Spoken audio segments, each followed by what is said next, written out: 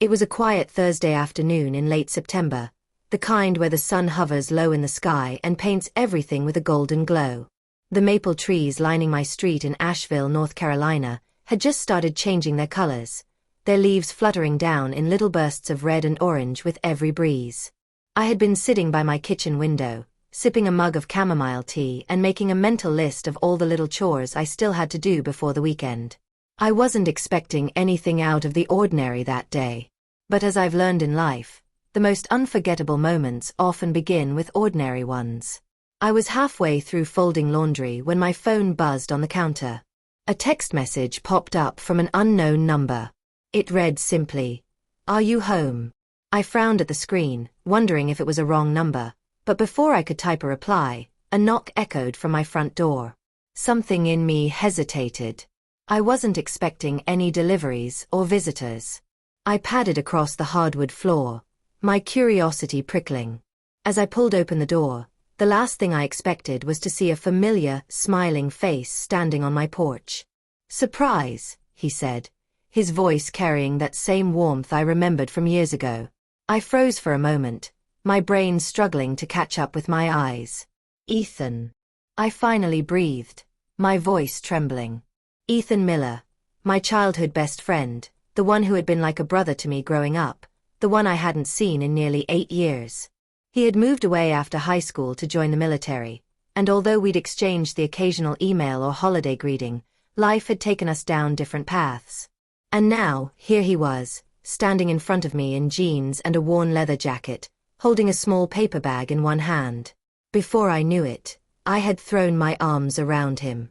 The hug was tight and a little awkward, the way hugs are when you're trying to hold back tears but failing miserably. I could feel the laughter rumble in his chest as he hugged me back. "What are you doing here?" I asked, pulling away just enough to look at him. I was in town for a couple of days, and I thought, why not surprise you? Besides, I brought something for you. He held up the paper bag. We stepped inside, and the moment he crossed the threshold, it felt like no time had passed at all. The years of distance seemed to dissolve into the air like mist. We sat down at the kitchen table, and Ethan pulled out a small, carefully wrapped box from the bag. "Open it," he said, a mischievous glint in his eyes. I peeled back the wrapping paper to reveal a simple wooden frame. Inside was a photograph, one I hadn't seen in years. It was of the two of us, taken during our last summer together before he left for the military. We were standing on the old wooden dock at the lake near my childhood home, both drenched from head to toe after he had pushed me in the water, and we were laughing like we had no cares in the world. "Where did you even find this?" I asked, my voice catching. "I carried it with me the whole time," Ethan said softly.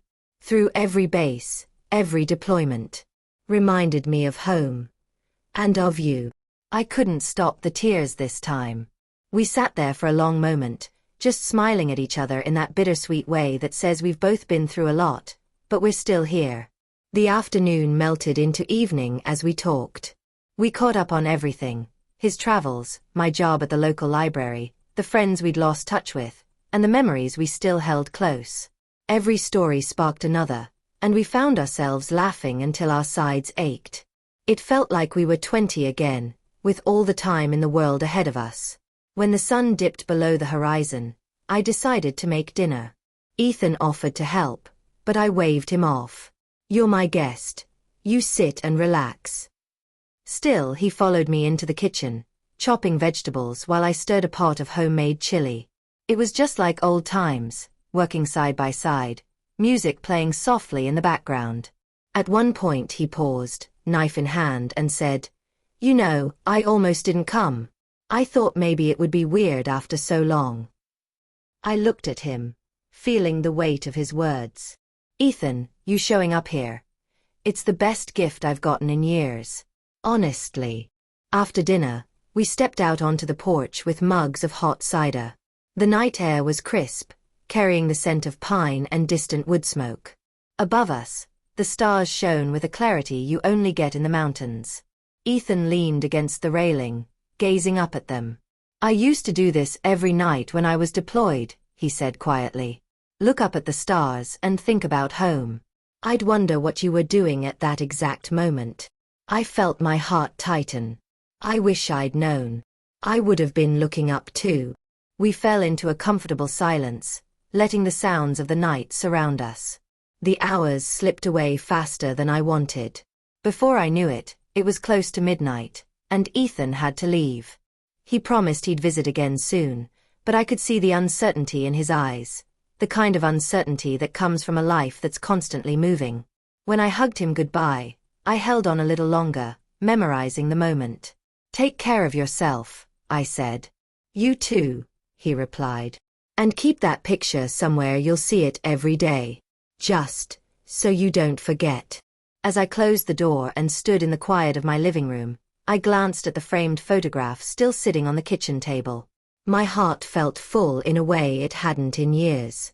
That day had started like any other: laundry, tea, the hum of an ordinary Thursday, but it had ended with the most unexpected and precious gift: the return of a friend who had never really left my heart.